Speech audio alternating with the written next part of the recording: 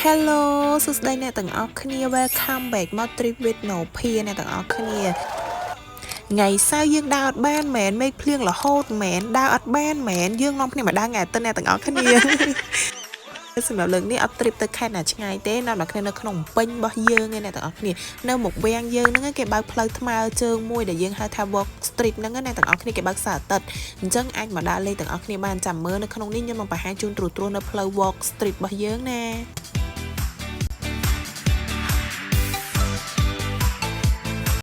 ចាគឺរបៀបថាដាក់ម៉ូតូនេះដើរមកអត់ទាន់បានម៉ែនទេអ្នកទាំងអស់គ្នាកន្លែងឃើញនំរ៉ូទីគឺថាគ្នារបស់ខ្ញុំទាំង3នាក់ហ្នឹងគឺនាំគ្នាទិញរ៉ូទីញ៉ាំបើកឆាកតែម្ដងចា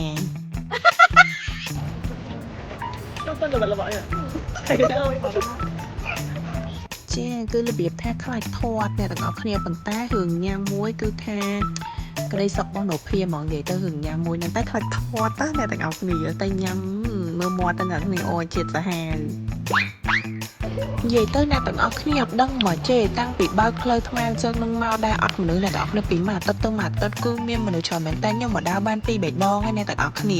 សម្រាប់ថ្ងៃខ្ញុំមកដឹងហើយដូចបន់ទៀនចូលឆ្នាំបន់បន្ទូបអញ្ចឹងអ្នកទាំងអស់គ្នាឃើញមនុស្សអត់អូយដល់កឲ្យបើលក់វិញនិយាយពីថាគ្រប់មុខហ្មងអ្នកទាំងអស់គ្នាណែបើថាអត់បានឆ្អែតញ៉ាំអីពីផ្ទះមកទេគឺថា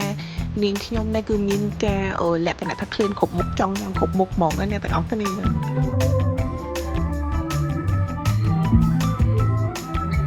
អត់លេងសើចទេអ្នកទាំងអស់គ្នាដើរនេះដើរមកហត់ដល់អ្នកទាំងអស់គ្នាឥឡូវស្រែកទឹកពេកឥឡូវមកទិញទឹកញ៉ាំសិនអ្នកទាំងអស់គ្នាអាហ្នឹងគ្រាន់តែសាច់យើងដើរទៅណានៅយើងដើរទៅត្រឡប់ទៅវិញមកជុំទៀតណាមកហត់ហ្មងអ្នកទាំងអស់គ្នានិយាយទៅ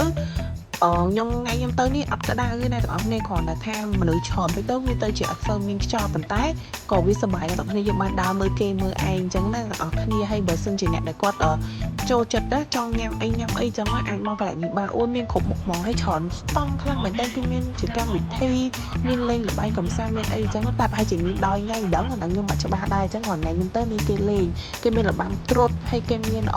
គេធ្វើនិយាយទៅអាកន្លែងផ្លូវយើងដើរនោះគេមានជាវងអញ្ចឹងលេងសម្ដែងឲ្យយើងមើលអញ្ចឹងណា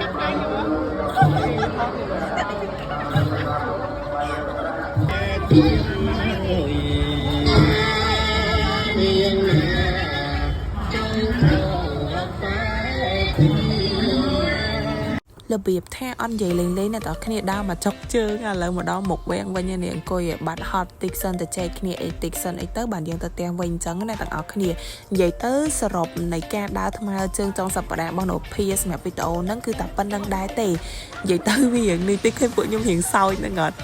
យើងនិយាយគ្នាថាចែកនាំគ្នាមកដើរឡើងហឹកហែដល់ពេលការចំណាយអ្នកទាំងគ្នាអស់តែទឹកសិតម្ដងពេលខ្ញុំរត់ទីមួយឯងដោយសារតែថ្ងៃហ្នឹងខ្ញុំញ៉ាំអីពីផ្ទះទៅហើយទៅខ្ញុំឆ្អែតដល់អ្នកទាំងគ្នាសើចដល់ពេញហ្នឹងមកអើយដល់ក